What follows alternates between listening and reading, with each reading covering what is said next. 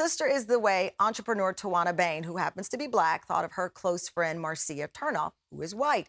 But when Tawana asked Marcia to stand up against racism, their sisterhood started to fall apart. When Tawana Bain and Marcia Taroff met 4 years ago at one of the country's largest women's business networking events, they immediately hit it off. Marcia, to me, is the epitome of sisterhood. There's just some people you meet that it feels like you know them for forever. As friends and business colleagues, Marcia and Tawana always knew they could count on each other. No justice! No peace! No racist! Police! No justice! But at the height of Black Lives Matter protests, Tawana decided to host a public dialogue called White Women Against Racism, and she wanted to call it War. It was when she asked Marcia to participate that their friendship began to fall apart. I knew I needed my white friends to begin to speak up and to help and to do something. Tawana reached out to me and asked me, "Are you with me?"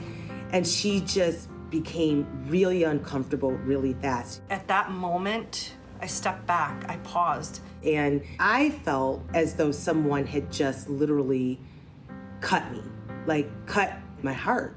Then 30 minutes before Tawana's event, Marcia sent her a clip of an extremely controversial and polarizing conservative blogger. I wasn't certain if she was sending it because she agreed with that particular clip. In trying to educate myself, I would send her articles, I would send her clips. I had no idea. Our friendship, it was at the doorstep of the funeral home. But when the video was sent, it put the nail in the coffin, and I was done.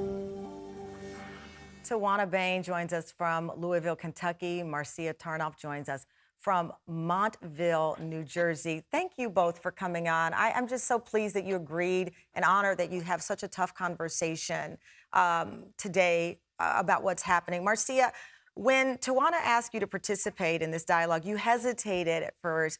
Why did you hesitate? Were you surprised that she was so hurt behind this? Good morning, Tamron. Good morning. My sadness came more from not being able to quickly say yes to my friend. And the reason I paused is at that time, I was not well versed to talk publicly against racism. I didn't talk quickly, and that didn't mean that I wasn't right there with her. And if she was with me, I would have hugged her. I would have been with her by her side. It just meant that I wasn't well versed or educated enough to speak publicly on racism. Right. And I listened to that dialogue series. I was with it and part of it the whole series behind the screen. And I quickly learned, Tamron, that if I went on in front of camera, I would have said if someone asked, I don't see color. Yeah. And I learned from women of color that is not what they want to hear. Yeah. But for me, what that meant, Tamron, that meant I don't see you. I see your beautiful black or brown skin. I just don't see it as a barrier to my friendship with you. Yeah. I don't see it as a barrier in my office with a beautiful black woman. I see you as another person with respect and kindness. Tawana, you thought the friendship was over at one point because you were so hurt. Was this the friend? I mean, I see that conference and you met there. I'm thinking Thelma and Louise. It was just, I mean, that's how you, especially, listen, it's hard meeting friends after a certain age. So to meet someone at this point in your journey, professionally and a friend, did you think that, wait a minute, I just didn't know her all along, or I only knew a portion of her, who she is?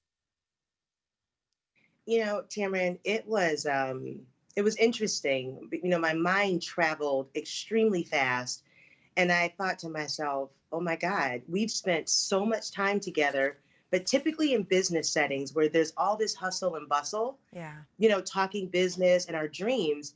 And I thought to myself, I failed my friend. Oh, how did you failed my friend. How did you fix it? How were you able to fix this? It definitely took some time. I had to step back and ask myself, am I really down for this work?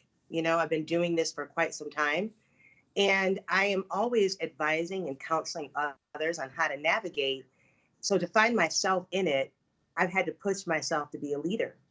And as I watched Marcia be relentless in plugging in and wanting to understand and wanting to get to know, I had to force myself to have a heart and to be open and to recognize that she was trying.